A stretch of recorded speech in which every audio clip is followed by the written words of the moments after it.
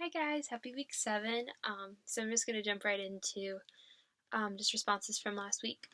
So Ryan, I love the verse that you used. It was my favorite verse.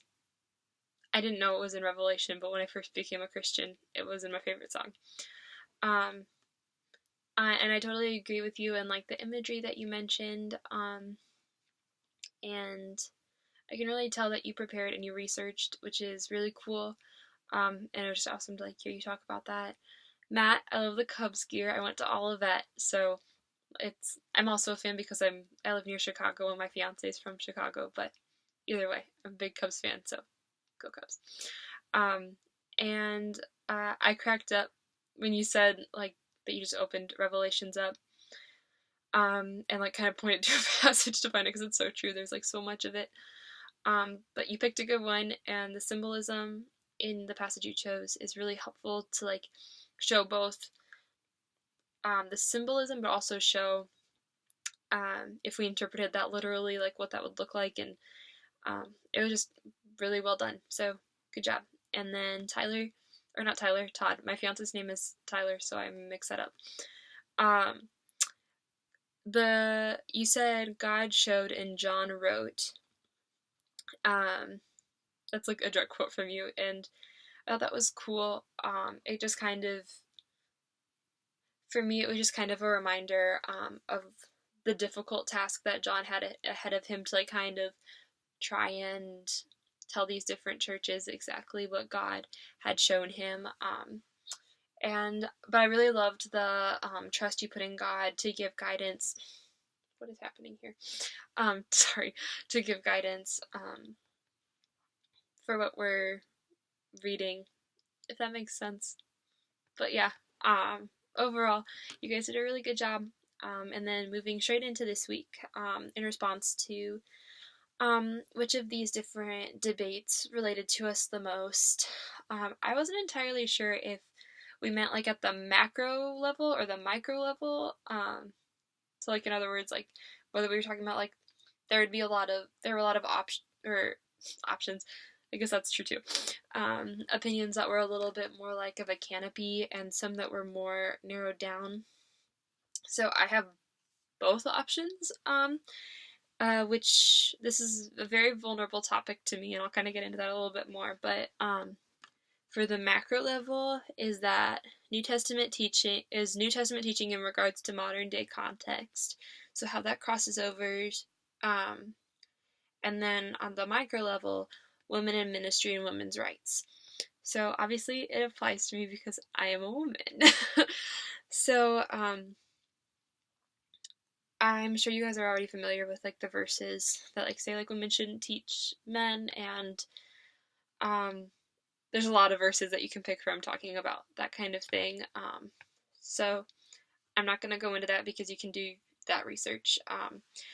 But I know one is in Second Timothy. If you want to do more research, I don't know if you want to or not, but Second Timothy is what talks about women not teaching men, and then Titus talks about how older women should teach younger women to love their husbands and children, to be self controlled, pure, working at home, kind, submissive to their own husband.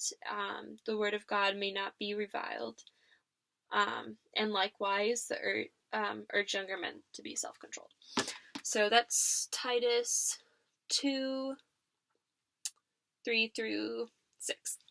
So, in regards to that, the reason that I thought that this was like a very relevant debate to mention is because of a recent Twitter hashtag that stormed the internet, which was hashtag things only Christian women hear, which is, it was kind of to raise awareness for misogyny that is still within the church.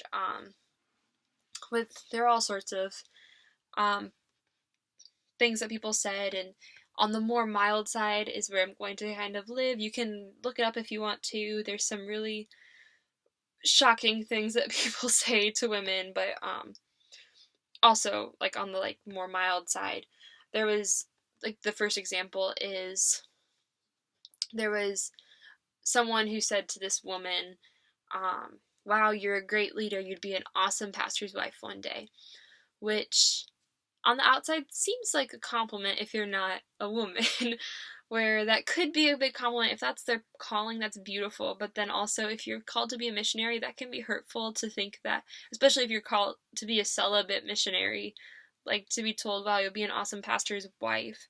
Like, both of those things are things that they don't feel called to, and that's hard. So, as a woman, um, these verses depend or dictate like how we interpret that, what job I get, the school I go to, because I actually had to leave my old school because um, of a little bit of an issue in regards to this idea, which I'm not going to go into because it's not important. But it's the reason I'm at Moody, and God used that, so I'm not complaining at all. It dictates if I stay at home as a mother and what my role will be as a wife come August 12th. So my rebuttal to this debate at the macro, yeah, I'll go macro first, at the macro level, so this New Testament teaching in regards to modern day context, I would say that if you just take my discussion from week 6 and rewatch that, that is my opinion on it. Because there are certain parts of the New Testament that are constant and true forever. For instance, the gospel will have happened regardless of where you go in life. Like, Jesus was here, Jesus walked, Jesus lived, Jesus died, Jesus resurrected, and Jesus ascended into heaven. That's not going to change. John 3:16 is not going to change.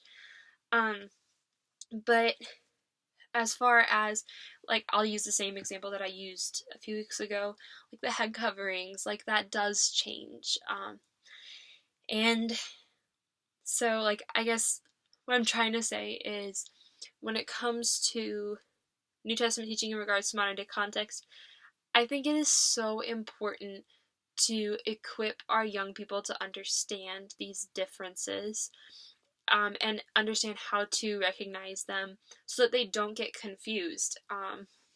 Because I know I have a lot of friends who think that New Testament teaching completely applies, and I have a lot of friends who believe that it doesn't, like, very liberally believe it doesn't apply.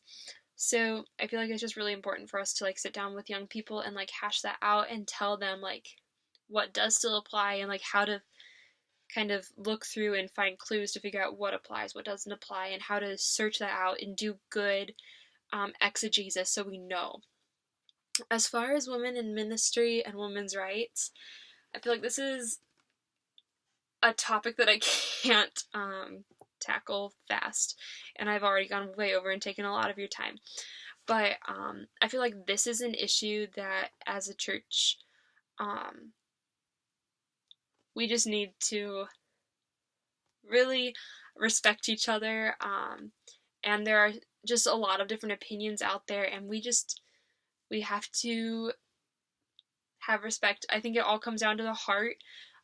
If there's someone who has, like, a true heart that you see is living for Christ and feels differently than you feel about something, you can have that discussion with them. I encourage that discussion, because both of you, I mean, who knows who's wrong about it. So when it comes to a topic like this, well, I would just encourage you guys as a woman in a group of all men, is just to listen and be careful with your words and what you choose to say, because it can really hurt. And we all have value, and we all are important to Christ, and we all fall short, but we all also are made in His image. So, yeah, sorry for, like, really taking up a lot of your time, and I hope you have a great week, and I'll see you soon. Bye.